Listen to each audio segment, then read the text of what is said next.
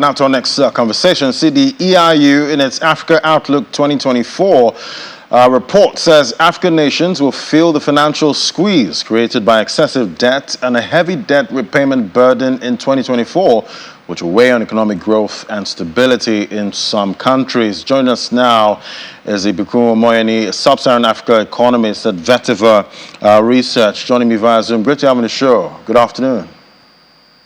Good afternoon. Thanks for having me. So what do you make of this report by the EIU? Basically, when you look at African currencies have been faced with a lot of challenges in recent years, one of which is elevated oil prices, which spiked just following the Russian invasion of Ukraine.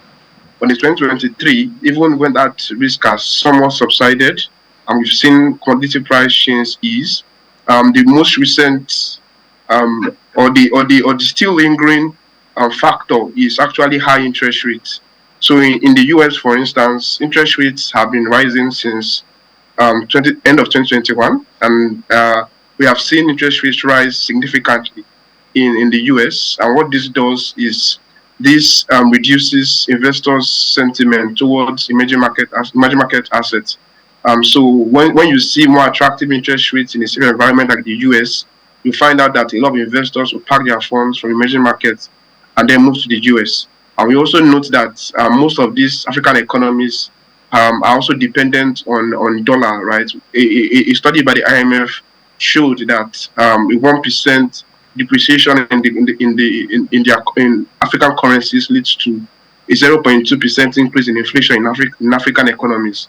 And what that implies is that as a result of this elevated risk-off sentiment, a lot of these currencies are actually weakening.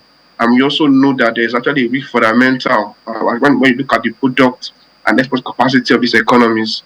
For some of these economies also, we've seen excessive money printing, which particularly led to the currency issues in Zimbabwe. We've also seen how excessive money printing has actually led to increased parallel market rates in Nigeria. And what that means is that a lot of these economies have to watch how money supply grows and ensure that reserves grows in tandem.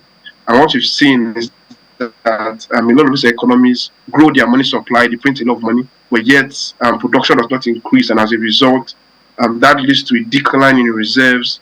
And when it's time to actually repay those debts, they end up defaulting.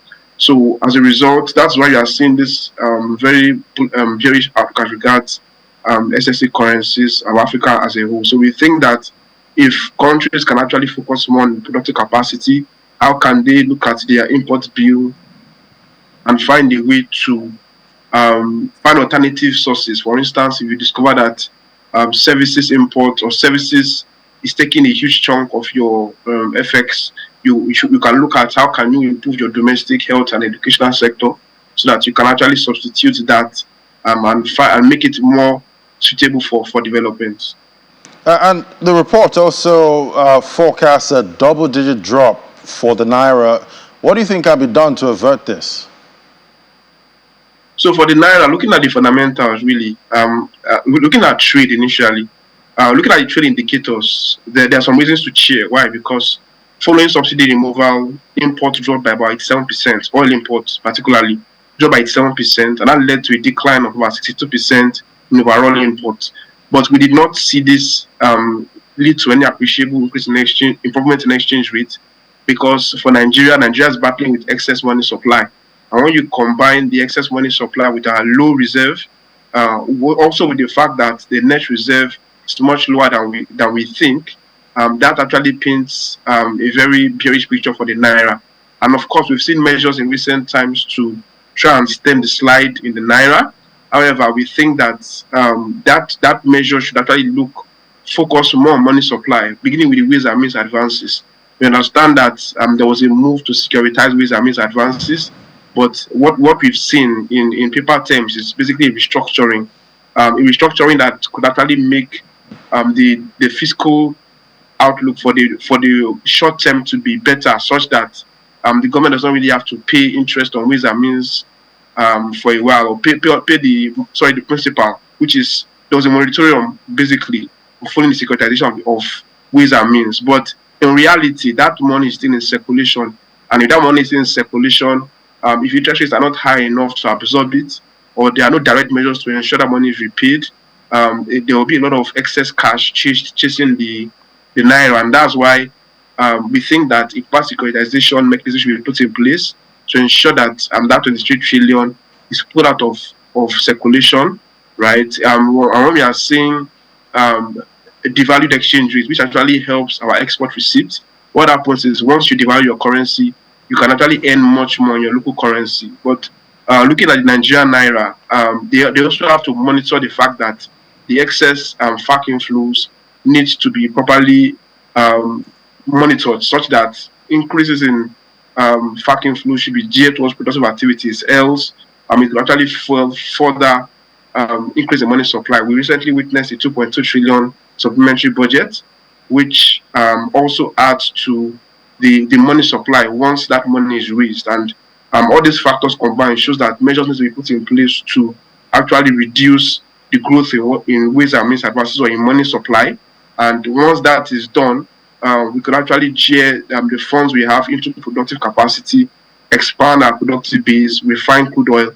And we also note that if Nigeria can actually produce more oil than its quota, because if it refines that oil domestically, the quota will only affect its exports. Right. But in the case whereby we are not seeing that traction in production, right, the outlook for the Naira may not be that great. But we think that some measures are currently being taken, and if those measures are further consolidated by further fiscal measures, we think that would support a recovery in the value of the Naira. Yeah, we're definitely looking forward to that recovery. But looking at the report in general, are there any bright spots? So basically, when Nigeria is still a great economy, when you look at the prospects, right? You look at ICT, you look at finance. Finance, for instance, we have a lot of the density in Nigeria is quite high. A lot of people have access to phones, but not a lot of people have access to financial services, right? And if you can latch in on the telecom sector to boost financial access, that could actually provide the low-hanging fruit for the Nigerian economy. If you look at the fiscal side, revenue measures, right? We actually applaud the measures of the fiscal committee in trying to mobilize tax revenue by essentially looking at what are the areas that have not been properly taxed, and how do we alleviate the low-income segment from excessive taxation. So we think that all these measures are important to put in place sustainable growth in both revenue and in external reserves. We think our external reserves is actually facing a lot of load when you look at the fact that reserves are falling to the lows of 2021, and we think that overall, if Nigeria can actually improve on these reform measures, right, let there be a lot of price stabilizer to ensure that subsidies do not rematch. What that means is let us be able to calculate what the fuel price be, let it be predictable, right? So that there has to be that explanation that subsidies may not be able to come back, and the reason is because it's quite expensive and it's quite unreasonable at these levels. Yeah. Nigeria's net reserve is quite low.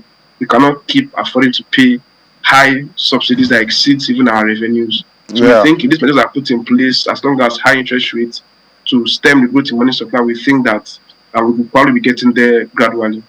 All right, I guess all eyes on the CBN next week. We should be getting that decision and the rate setting meeting. Thank you so much for coming on, Ibukun Omoyeni, Sub-Saharan African economist at Vectiva Research. Thank you. Thank you for having me.